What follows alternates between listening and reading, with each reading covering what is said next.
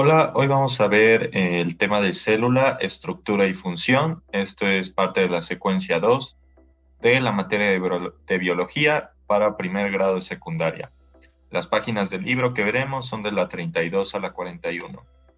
Este es el libro, por si quieren igual abrirlo en sus casas y pueden seguir este link, o si lo tienen, pues adelante, pueden seguir estas lecturas. Bueno, empecemos con el tema. Las células, como ya vimos anteriormente, son la unidad de estructura y función de los seres vivos. Sabemos que existen células y que éstas contienen organelos o organulos, como ustedes quieran llamarles, que contribuyen a su funcionamiento. Y como podemos ver en el diagrama, podemos ver la organización que presentan los seres pluricelulares con más de una célula. Esta organización es formada por tejidos compuestos por células y estas a su vez contienen organelos u organulos. Estos aspectos conforman niveles de acuerdo con la escala en la que se expresan sus dimensiones. Por ejemplo, el ser humano es pluricelular.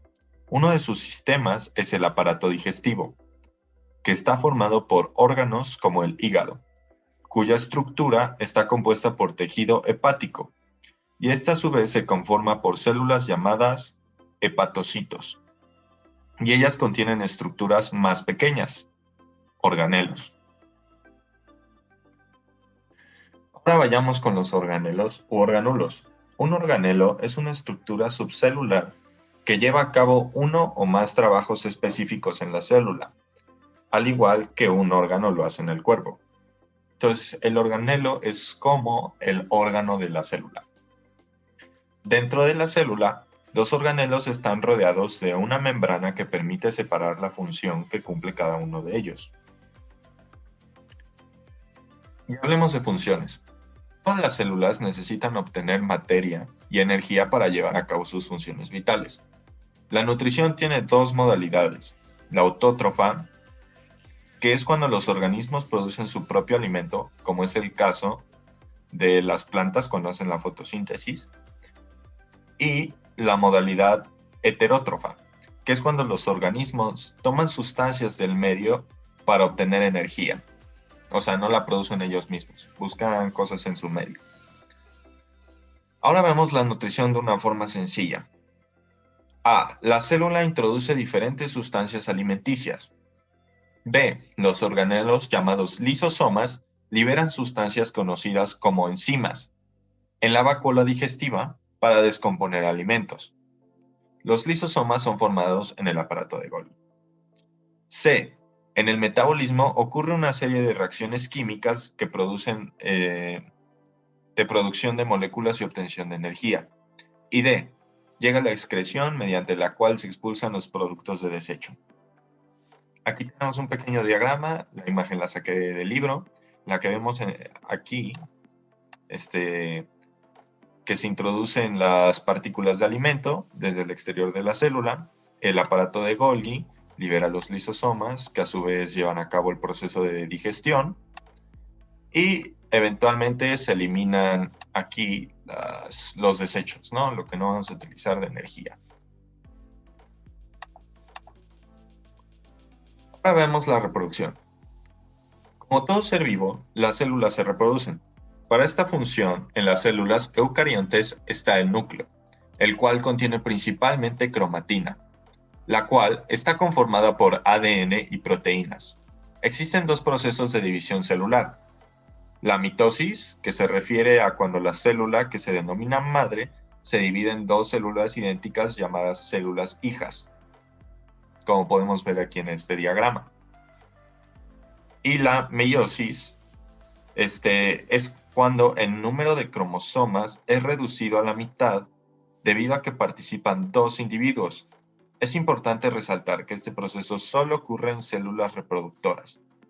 La mitosis y la meiosis ocurren en células vegetales y animales de seres superiores, esto es, en organismos pluricelulares. No nos meteremos de lleno en lo que viene siendo la mitosis y la meiosis, solo las veremos, ahorita por lo que son, porque se llega a ver más en un tema de genética que pues ahorita no estamos viendo, ¿no? Entonces no nos meteremos mucho en eso. En el caso de organismos unicelulares, la reproducción se lleva a cabo por una fragmentación de la misma célula, lo cual puede ocurrir de tres maneras diferentes: por bipartición, cuando se divide en dos; gemación, cuando se forma un brote; o por protuberancia, que se separa de la célula mayor, como un chipote que empieza a crecer y pues llega un punto en el que ya es su propia célula. Y la esporulación, que se divide en porciones que contienen todos los componentes de la célula original. Veamos la relación. Esta función celular da oportunidad a la célula de obtener información del medio en el que están para generar una respuesta. Los estímulos pueden ser de una diversa índole. Por ejemplo, un cambio de luz, el contacto con una sustancia química, algún golpe, variaciones eléctricas o cambios en la temperatura. Dependiendo del estímulo, los que ya se mencionaron antes, la respuesta puede variar, ya sea un movimiento, secreción de sustancias, alguna emisión de luz, aceleración del metabolismo o activación de la división celular. En el caso de los organismos unicelulares, muchas especies se relacionan con el medio y responden desplazándole mediante estructuras llamadas cilios o flagelos. Ahora vayamos a la función de respiración. La respiración celular se realiza en el organelo llamado mitocondria, que utiliza azúcar y oxígeno para obtener energía, dióxido de carbono y agua. La molécula de energía que se obtiene es llamada ATP, adenosín trifosfato. Para cada unidad de glucosa que se degrada se obtienen 36 moléculas de ATP. El ATP es una sustancia que es la fuente de energía para que los seres vivos realicen sus funciones. Es como una unidad de energía, como una maquinita. Nuestras monedas para las células serían los ATPs. Y bueno, este es el organelo mitocondria, en el cual se realiza la respiración celular. Ahora vayamos a los componentes de la célula. La pared celular. La pared celular es la cubierta rígida exterior, constituida por celulosa que rodea a la célula y le brinda forma, protección, resistencia y cierta rigidez, además de separarla de otras. Y aquí, como podemos ver en el diagrama, podemos ver que la pared celular está formada por tres capas: pared primaria, pared secundaria y lámina media. Entonces aquí podemos ver la capa exterior, la primaria, secundaria y lámina media, ¿no? Y luego la B es la epidermis de cebolla, donde se identifica la pared celular. Esto es más si estuviéramos en un ambiente presencial. Probablemente hubieran tenido una actividad en la que podrían observar la pared celular gracias a una cebolla, ¿no? Pero pues, como no se puede, nada, les puedo mostrar la foto. Veamos la membrana o membrana plasmática. Delimita la célula y facilita el transporte de sustancias hacia adentro y hacia afuera de la célula. Permite la entrada de sustancias que necesita y la salida de aquellas que no necesita o que son desecho. El transporte puede ser de dos tipos: pasivo, cuando no requiere energía, o activo, en el que sí hay un consumo de energía para movilizar sustancias. Pasivo no tiene ningún costo y el activo pues sí requiere energía. Y aquí en el diagrama podemos ver que si es el caso del pasivo, puede ser una difusión o por osmosis. El caso de la difusión es solo para paso de sustancias y la osmosis es para el paso de agua. Si es el caso de que el transporte activo, vemos que puede ser endocitosis, que es la entrada de las partículas, y exocitosis, que se refiere a la salida de las sustancias. Aquí lo veremos a más detalle. El transporte pasivo ocurre por difusión, que consiste en el paso de sustancias de una zona de mayor concentración a otra de menor concentración. Este proceso se aplica cuando las células mantienen de forma constante la concentración de azúcar en su interior. Lo más importante es esto, que consiste en el paso de sustancias de una zona de mayor concentración a otra de menor concentración. Cuando se transporta agua, como ya hablamos, el proceso se efectúa por osmosis.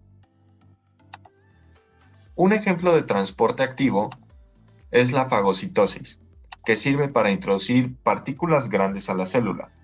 En cambio, si se transportan partículas pequeñas hacia el interior, el proceso se denomina endocitosis y exocitosis. Endocitosis, como ya vimos, es cuando entran las partículas y exocitosis es cuando salen. Endo es para entrar, exo es para salir. Y aquí vemos otro diagrama que saqué del libro de la membrana plasmática. Vemos que tiene carbohidratos en su exterior, colesterol en la pared interna, en la superficie interna de la membrana, y pues aquí se puede ver que le da cierta protección a la célula, ¿no? Rigidez y resistencia, ¿no? Todo eso. Componentes de la célula. El citoplasma. Tiene una cierta apariencia gelatinosa y está ubicada entre las membranas nuclear y celular. En cuanto a su composición, un alto porcentaje es agua y cerca del 30% corresponde a proteínas y organelos. Aquí también se encuentran ciertas sustancias químicas. En el citoplasma celular se encuentra en la mayoría de los organelos de la célula. Aquí podemos ver los organelos que se encuentran dentro del citoplasma. El núcleo, que tiene la función de reproducción.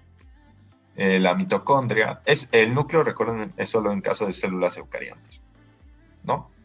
La mitocondria, que tiene la función de respiración.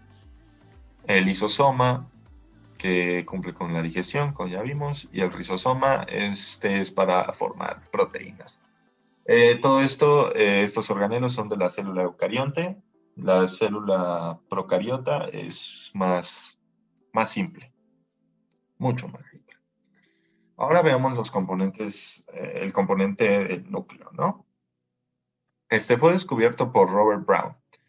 Es una de las estructuras que nos ayudan a identificar si una célula es eucarionte. Se localiza aproximadamente en el centro de la célula. Tiene una membrana que lo delimita. En el interior se encuentra un semilíquido y el nucleolo, el cual controla todas las funciones de la célula, dado que contiene y organiza la información almacenada en el ADN, dando lugar a la formación de los cromosomas que intervienen en la división celular cuando se forman nuevas células. Y bueno, el nucleolo, como podemos ver en esta imagen, es la estructura roja que está inserto dentro del núcleo, que es toda la estructura morada, que en las células animales tiene forma esférica irregular y está separada del resto de la célula por una membrana nuclear. O sea, esta tiene su misma membrana, lo rojo es el nucleolo y el resto, lo morado es el núcleo. Ahora vemos un pequeño resumen de las funciones y los componentes. Esto ya es para terminar. En el citoplasma se lleva a cabo la mayor parte de la actividad metabólica de la célula, pues es en donde los nutrimentos ingresan, son procesados y aprovechados para proporcionar energía a la célula, permitiéndole que produzcan más materia celular. En el citoplasma además se producen materiales necesarios para regular el funcionamiento general de la célula y se eliminan todos los desechos. El núcleo es en donde se regula la reproducción celular y parte de la nutrición. Se ha comprobado que las células carentes del núcleo mueren en poco tiempo. La membrana celular y la pared celular recubren a la célula para protegerla y evitar su deshidratación gracias a la presentación de lípidos, que no se mezclan con el agua del medio.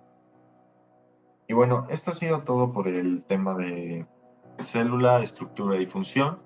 Espero que les haya gustado, que hayan sacado sus notas y nos veremos en el siguiente.